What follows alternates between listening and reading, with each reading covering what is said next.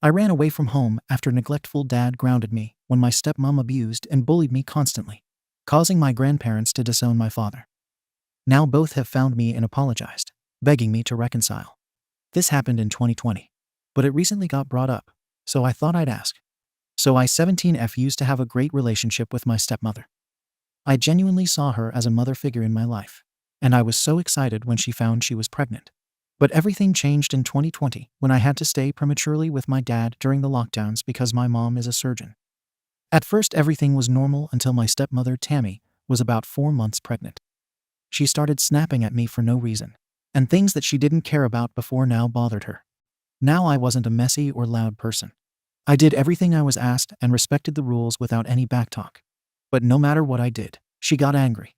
It came to a point she couldn't stand being in the same room as me. I remember I ended up staying in my room most of the time. I only left to do chores or get something from the kitchen.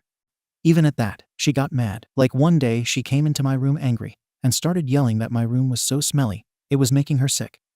I pointed out that the only mess in the room was a half bag of chips, which caused her to burst out crying. As always, Dad babied her and made excuses, saying she's struggling over lockdown, pregnancy, and not being able to see her family. My mental health was extremely bad. I felt like I was a piece of trash that at any day my dad was going to throw away, and I was always scared my mom would get sick. It went so bad my hair started falling out.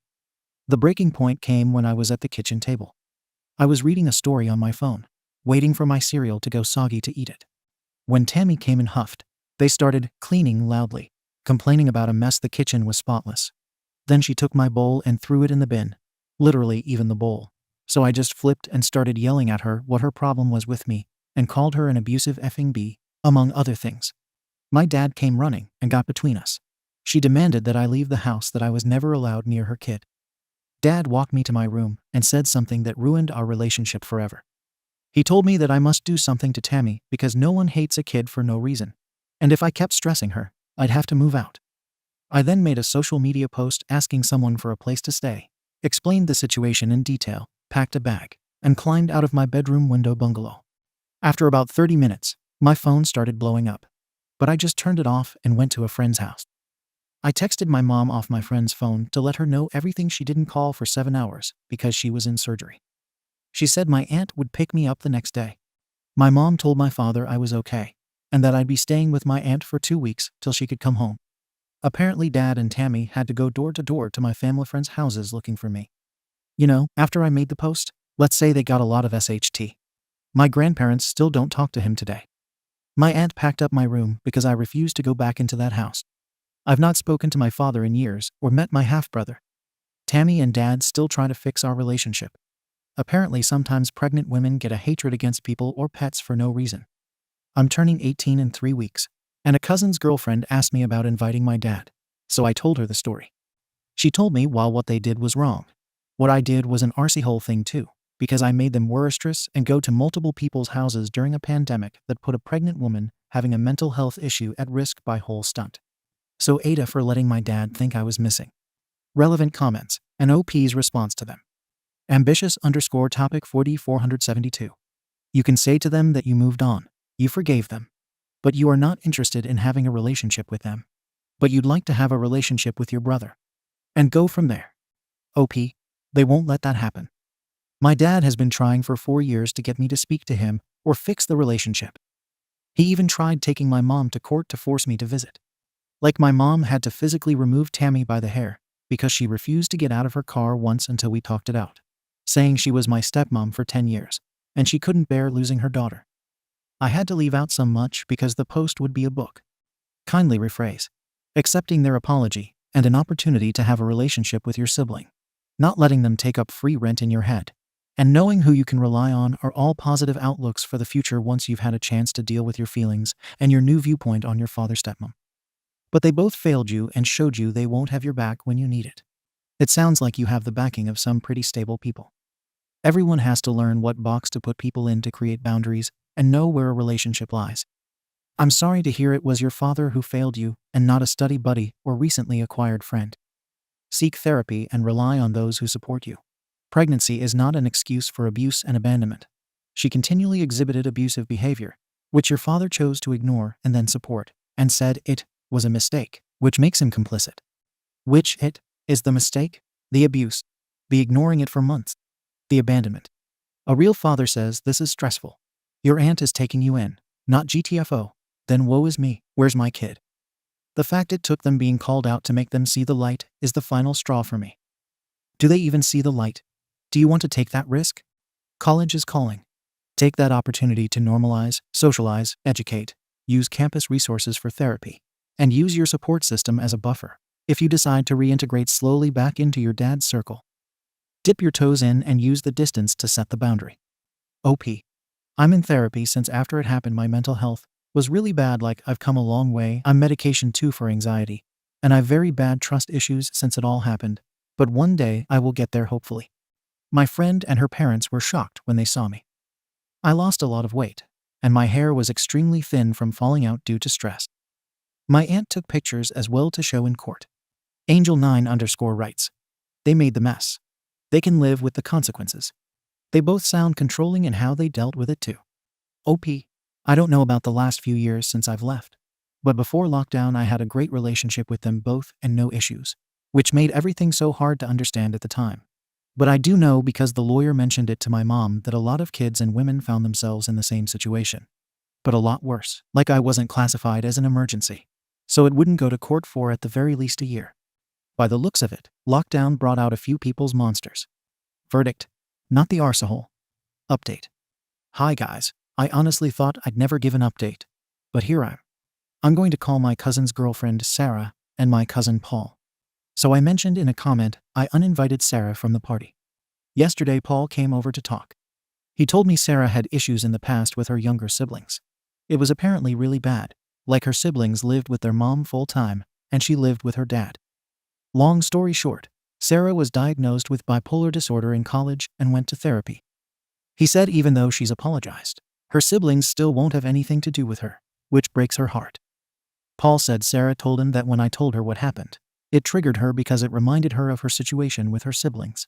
I didn't mention it in the other post because it was really irrelevant to what I was asking. But Sarah texted me about letting go of the hate, links to sites about family members with mental health issues, and numbers of family therapists, even subreddits on here. He told me Sarah wanted to meet up to clear the air and apologize in person. I said okay. Sarah texted about half an hour later about collecting me because she wanted to drive to a new restaurant that newly opened in the next town over as her pre-birthday treat to me. We know what she was planning, but Tammy ruined it for her by calling my mom to tell her Sarah's plans to help us make up. I wrote my dad a letter 2 days ago, as a lot of you suggested. I put everything in there and told him how it affects me to this day.